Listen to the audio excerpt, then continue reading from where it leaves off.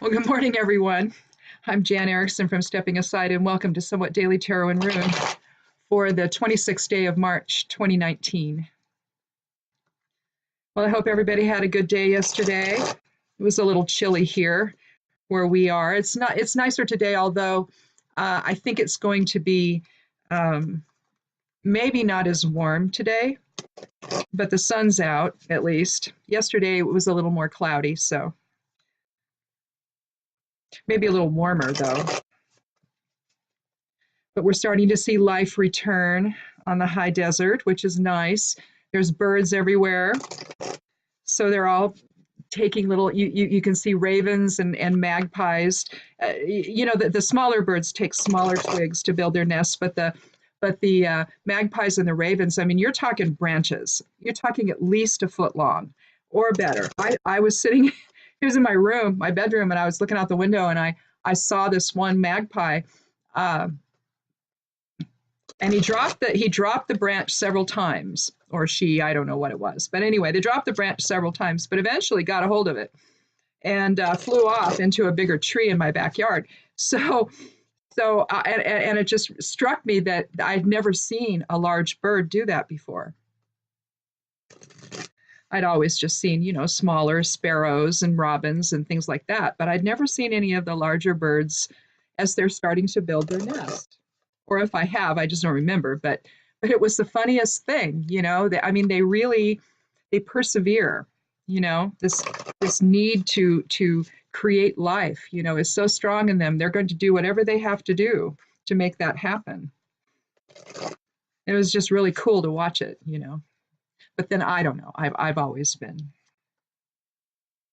entranced by nature and animals and just the majesty of the raptor birds around here, the eagles and the hawks and the falcons and just whatever we've got around here that we have cranes and herons that fly into our pond. We have kingfishers that come in. One year we had a snowy egret, and I'm telling you, that thing was pure white, and it was almost iridescent white. You could see it from clear up on the road. You could see it down in our pond, and I mean it's quite a distance. It's probably, I don't know, maybe 600 foot off the road where our pond sits. So that's quite a distance to see it, and it just stood right out. And it stayed here for, I don't know, maybe 3 days or so, and then it was gone, and I've not ever seen it since. But we always have herons. There's a blue heron that will come in, sometimes a crane. We have bullfrogs in our pond, and also catfish, and so they come in and they hunt for the tadpoles and the little fish and everything. So they're always in our ponds, and we've got 2 big ponds that we have and that we irrigate out of, and one we don't have a pump in it, but it tends to naturally feed the other ones. So we fill both of them with our irrigation water, and it's just nice to go out there and feed the ducks, that are born and that they're not domestic. They're all wild, but we have one that I don't think is wild. I think she's domestic because she's a tan color.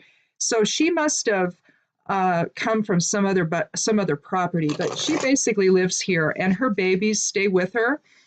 So she's always got, 6 or 7 ducks with her all the time, and those are her babies. They never leave her, which is strange. That usually doesn't happen. And then last year we had a mom stay away from all the others, but she ended up having one duck, one baby, and we named him Peep, and we fed them, and Peep would come up and help me do my videos and all of that. I was doing them outside, and now. When fall hit, they all started leaving, and usually they come back. The tan mother and her babies all come back during the winter. They're usually here, but the rest of them, they all go. And Peep and his mom did too. So, and I know which one he is because he's got an identifying mark on his back that nobody else has. So if he comes back this year, if they do, then we'll know. I'm hoping. I just don't know if he'll remember us. He likely won't. But he would come up to the back door and peck on the door and want to be fed. So I don't know. Maybe he will. I'm hoping. But anyhow, if this is your first time, welcome. I appreciate you being here. If you've come back, then thank you so much. You know that I sit and visit a little bit as I shuffle, and then we get started. So we're going to go ahead and get started here and see what we have for today. I'll end up drawing 3 cards ultimately, but one at a time. We'll talk about them one at a time, and then I'll draw a rune, and we'll see what we have for today.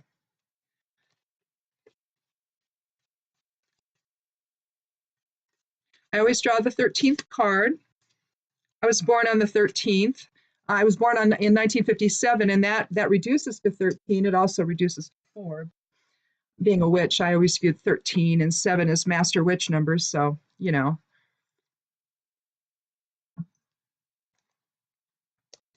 But today,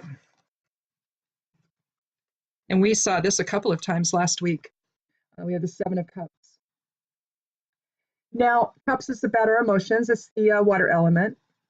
7 is about balance and the balance between dark and light, or shadow side of self and spirit, or ego and spirit, however you want to look at it. Today I remembered my very cool LED magnifying glass.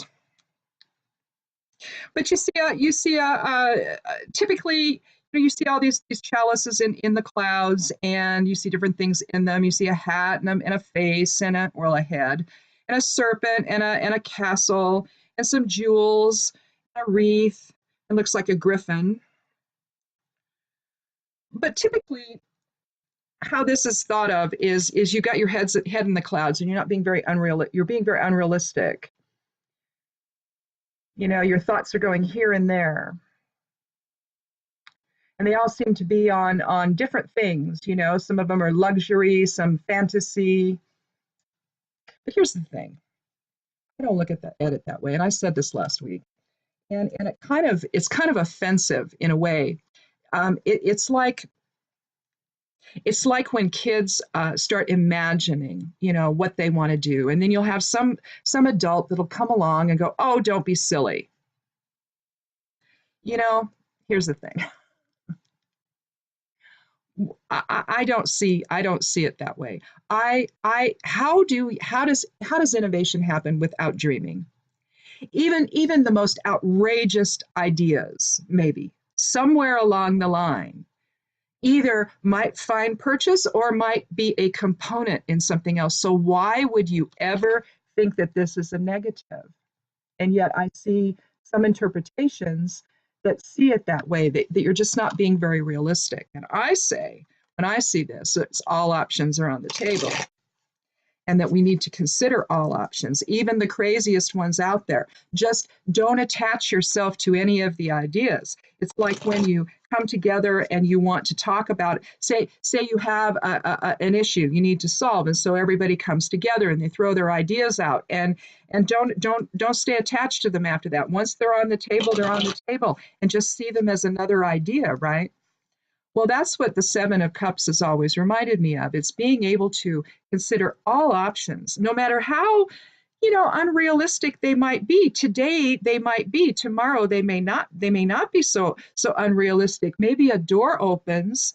See, and you've already got that in your head as something you might like to do or might like to have. How do you know that this is not something that, you're putting in a lot of effort, you're putting in a lot of time, a lot of resources, a lot of energy, learning something or developing something, and maybe this is the end result of your success, so you're dreaming of all the things that, after college, once I get this great job, I'm going to be able to do this and this and this. It's all part of seeing your future.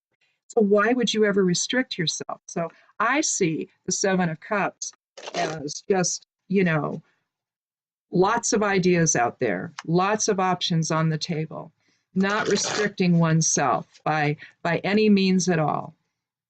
No fear, just throw it all out there and see what comes up, see what you might be able to build from it all. Let's do another card.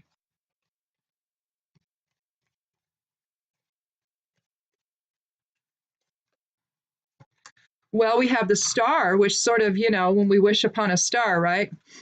And here, this is the 17th card from the Major Arcana. So it's an 8 energy, just like today. That aligns with today. We see the purity of the goddess.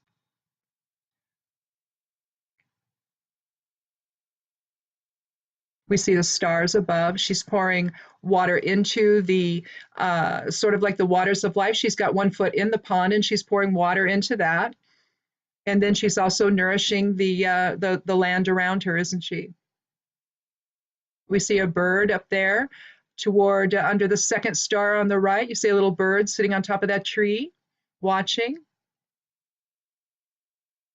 This is about our hopes and our dreams, isn't it? And it aligns well with, and you see the progression, 7 and then 8. But you see the progression there with the that maybe we're now ready to manifest our dreams into reality. So whatever it is that we were doing here, maybe we're going to see some things come to fruition when we see this, when we see the star. But she's all about hope and inspiration and spiritual gifts, our dreams becoming reality. She's insight. She's the blessed conduit between spirit and form. That's when you see her pouring, water on land and water into the pool. See, she's restoring the waters of life, basically, and purifying the land with that. It denotes good health, healing, openness, bright prospects.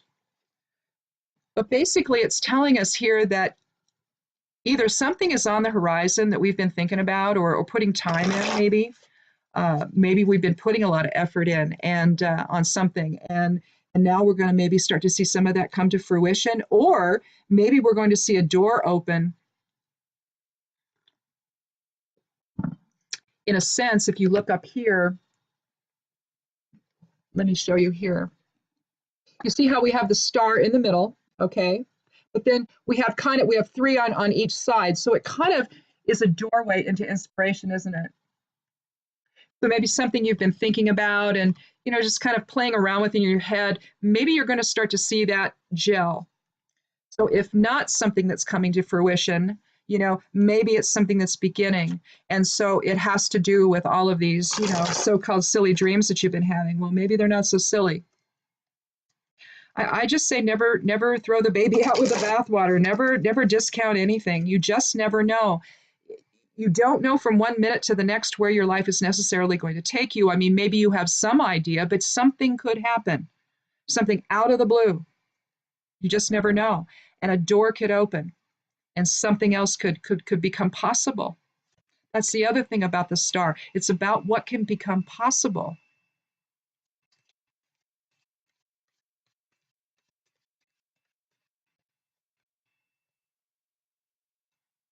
Well, here we have the King of Pentacles, and normally when I draw a court card, I draw another one unless it's the third card.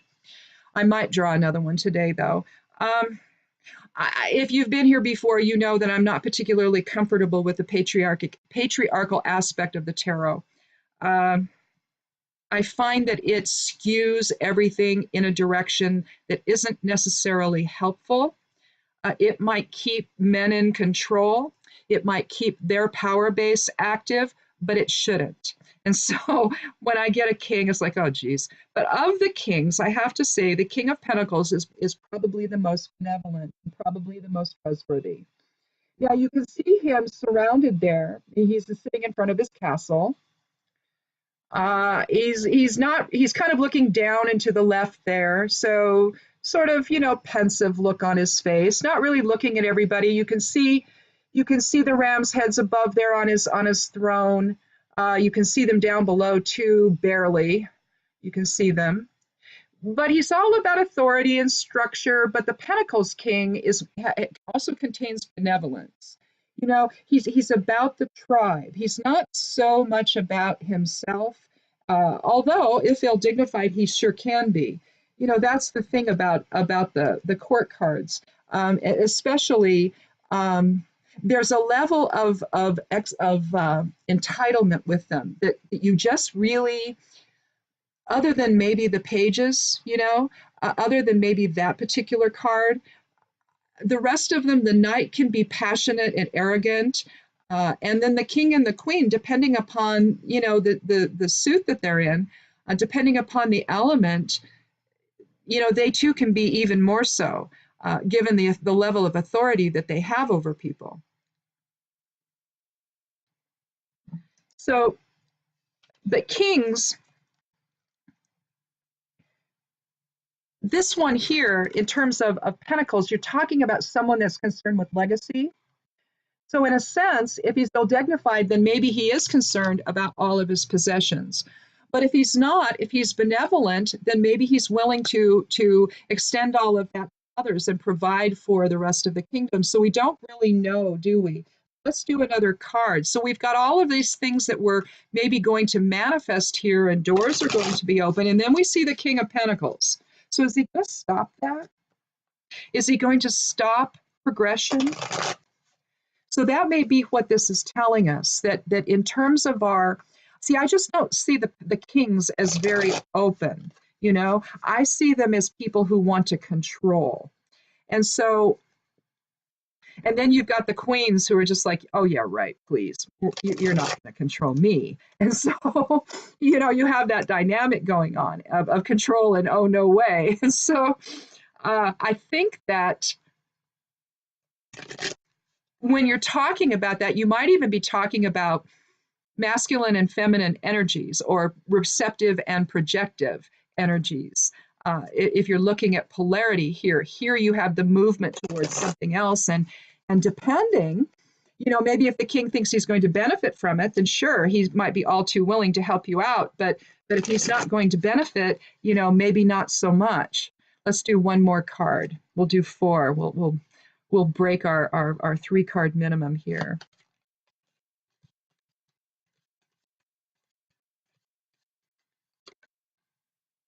Well, okay, I had to say it. The Queen of Wands versus the Queen of Pentacles. So, here she is. She's dynamic. And again, she's not looking at us either, although maybe a little more toward us. It just kind of, her head's turned a little bit, though. But you see, this is the fire element, this is as wands. So you're talking about will. And so maybe we've got the queen who's saying to the king, oh no, we're going to keep moving here.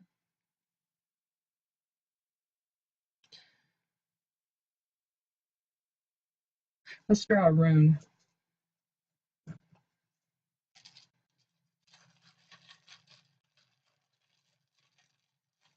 Yeah, it feels like we've got all these possibilities and opportunities, and then we get the star and anything's possible, and all of that, and then suddenly we get a king who's either going to, I suspect, it felt like full stop, like movement, full stop is how it felt. And then the queen comes in, it's like, not so fast, Bubba. You're not gonna stop this from happening. I was reading something today about, or actually yesterday, where our government now wants to have the Supreme Court or someone stop Obamacare, the Affordable Care Act. Some people think that that's an insurance company. It isn't. It's simply a law that says insurance companies can't screw people over.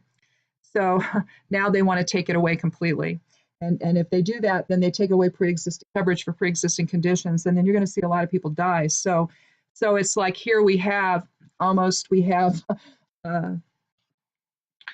of these nice opportunities, for growth, and we can change things. And if it's not exactly right, we can maybe fix it, and we can improve on things. We can grow things. We can do things that are benevolent and nurturing for people, that are protective.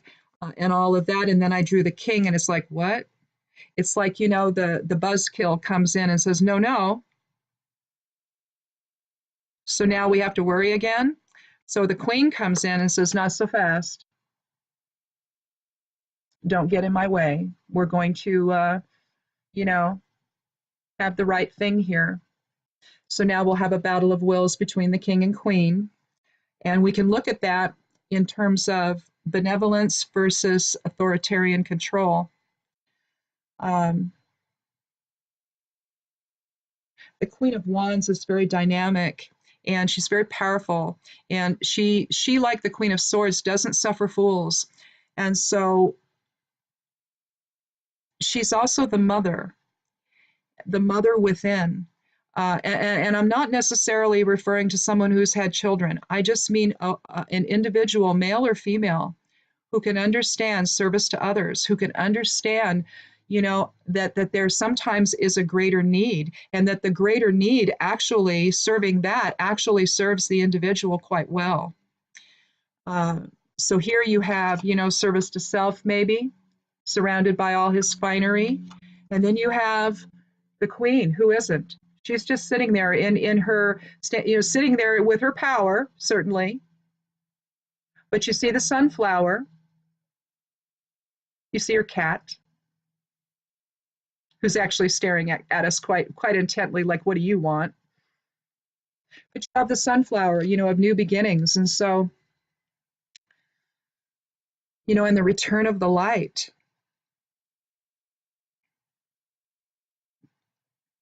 I really see the King of Pentacles as throwing a monkey wrench into this whole process, and the Queen coming back saying, oh, not so fast, buddy, not doing that. The rune for today is Rado. It's the 5th rune of the Elder Futhark, and so it denotes that some change is happening. But it also says to stay the course. Rado evokes the idea of rider and horse, and so rhythmic motion, working together. It's not about going out there on your own and having it be all about you.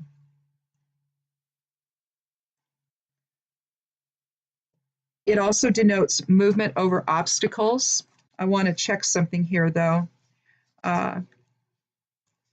Safe travel. It can also suggest to you that maybe a different path is needed. But it's attunement to cosmic harmony.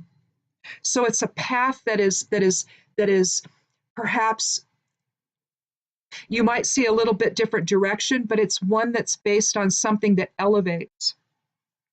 It's about justice and right order and finding true purpose.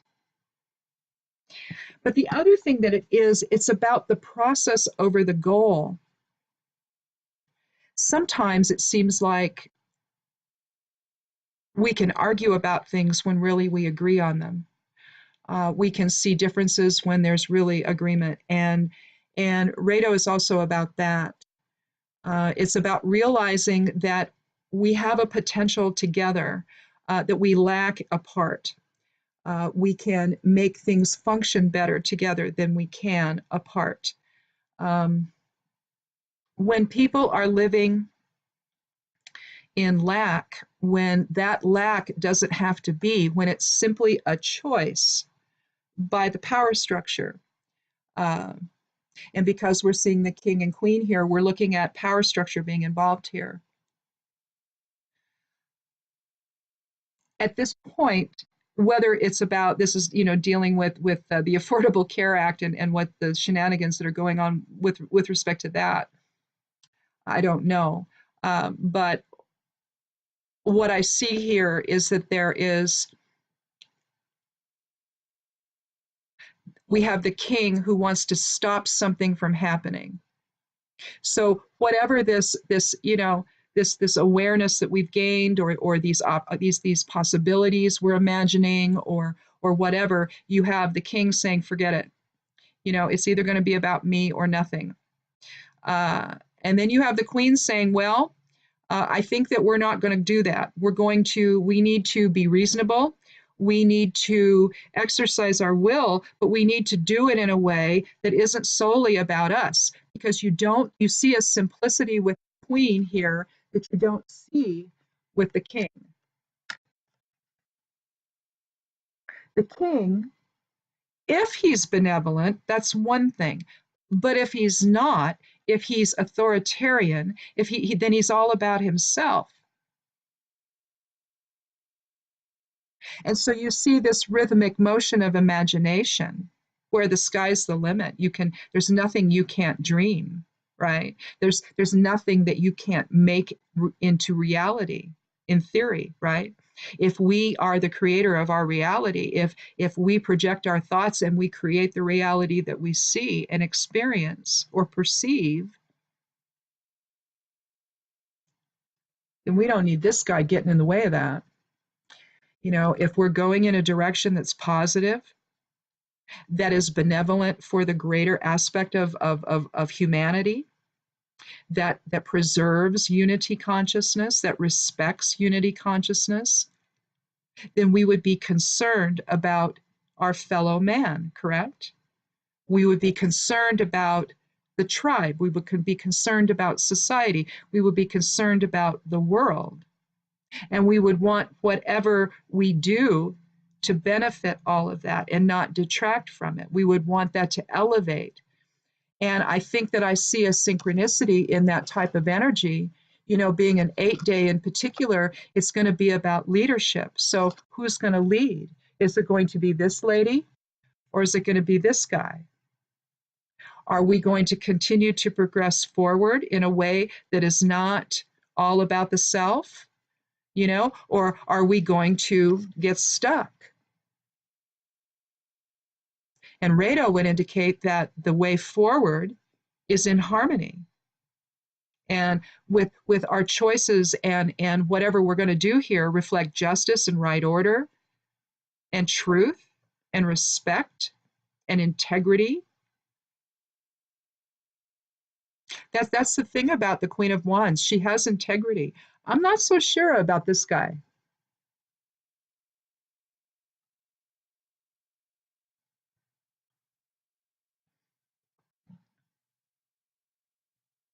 It's like the difference between male and female birds. The males have the beautiful plumage, and the females are just,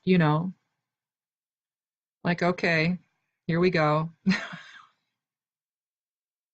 Isn't it that way in life? I think that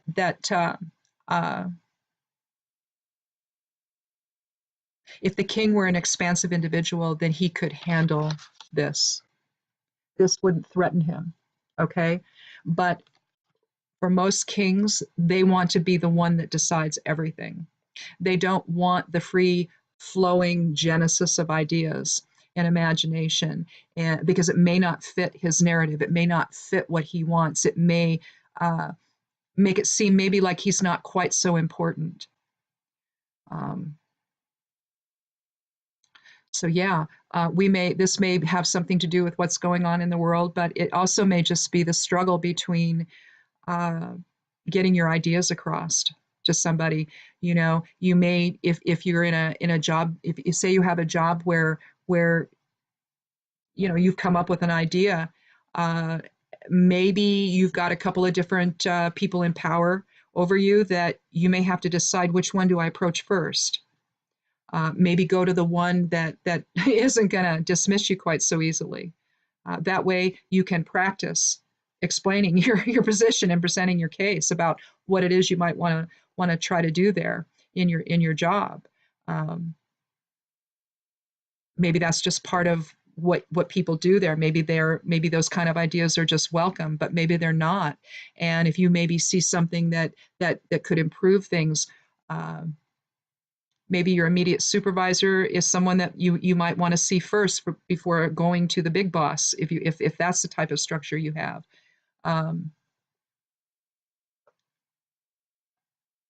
But whatever it is, if it's not that, then maybe you are the Queen of Wands and you're having to present new ideas to someone in authority that maybe isn't, depending on who he on who he is. Maybe it just depends on how you have to talk to him. Maybe you have to choose your words with this person to evoke the benevolence within him. I don't know. You shouldn't have to do that. You should just be able to sit down and say, "Here, this is what I've been thinking about. What do you think?" But sometimes people in authority, you have to approach them properly. You have to approach them in the right way. So perhaps if they're dismissive, the Queen of Wands here is saying, stand in your own power. You know, don't, assert, don't, well, we were all taking assertiveness training versus being aggressive and hostile and demanding. You learned how to be assertive. And so you just learn how to quietly explain what it is you want, and you don't take no for an answer. And, uh, unless there's just no other answer, if you can't persuade, I suppose you have to. But but basically, I think what we have here is, don't be afraid to express yourself. If you've got some new ideas you want to share with others, do it. Stand in your own power. Do it in a way that's assertive without being pushy and arrogant and all of that. But stand in your own power, and don't be dismissed by someone who is maybe so full of themselves, and just feel that they're all that matters, in the equation. We see that in businesses where the powers that be do not really value the staff that actually make them wealthy, right? They think it's all on them, but it's not. It's their staff, that's really important. And so, depending on what you've got here, maybe that's the circumstance in your business where you work, at your job. So if it is, then I can see where you would really have to be very careful how you would approach the boss, wouldn't you? If they think that they're the only one that matters in the equation, and they don't actually understand that it's the rest of the people they pay every day to come there that enable them to live the lifestyle they live, and to enable them to even stay in business. So, and that's kind of how this feels. I have it laid out where I've got the 7, the star, and the queen, and then I have Rado, and then I have the king. And that to me is how this feels. So if you've got some ideas that you need to present to someone, do it in a quiet and assertive way, but do present them. Don't allow fear to govern it. Know that what you have to say is worth something. You might ultimately get shot down. You might ultimately be rejected. It might not end up being what happens, but what you have to say matters, and you need to know that. So, and that's what this is telling us today. And with any luck, the king will get on board with it.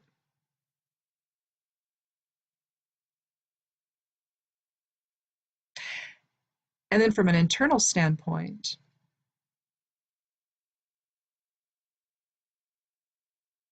maybe we need to seek a balance within. Maybe we need to give more credence to the ideas that we have. Maybe the harmony that needs to happen between the king and the queen is the polarity within, where maybe we talk down about ourselves. Maybe we don't. Maybe we think that nobody's ever going to think that we can do anything, or that our ideas are worth anything, or that they matter. So maybe this is about negative self-talk within as well. That's another thing this could be. So if you're thinking about, hey, I want to try something new or whatever, don't let fear get in the way of it.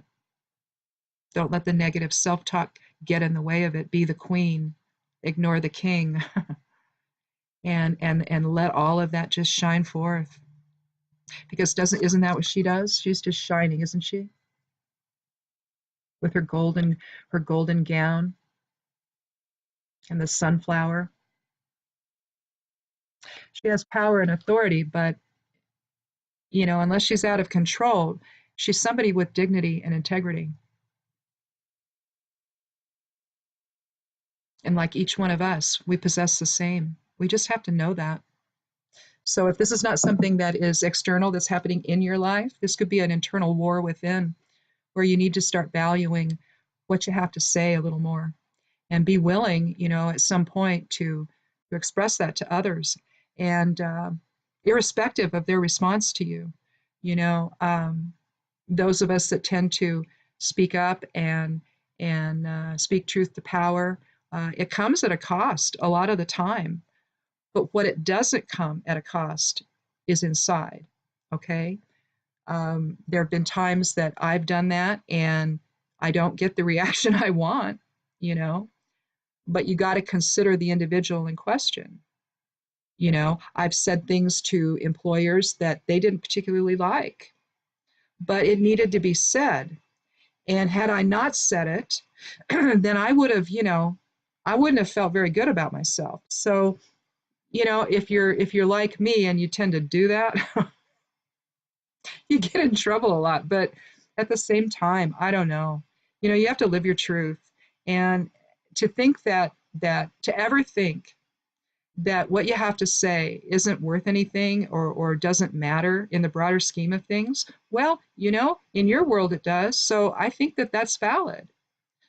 So I think that this may also be, the harmony within, embracing the Rado within, um, not just about, the balance between shadow side of self and ego, or shadow side of self and spirit. It isn't really about that as much as feeling worthy, um, and not allowing the negative self talk of the ego to stop that from happening, stop yourself from feeling worthy.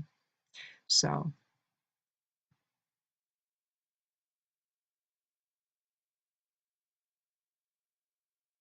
but yeah, I think that could be either one, couldn't it? Either trying to get that, to balance that polarity within, and to realize that your ideas have worth, even if they're not adopted.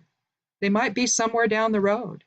You just never know. It's the little ripples that get created, really, that we need to be thinking about. Well, cool. All right. Well, I think that's it. I think that pretty much says this.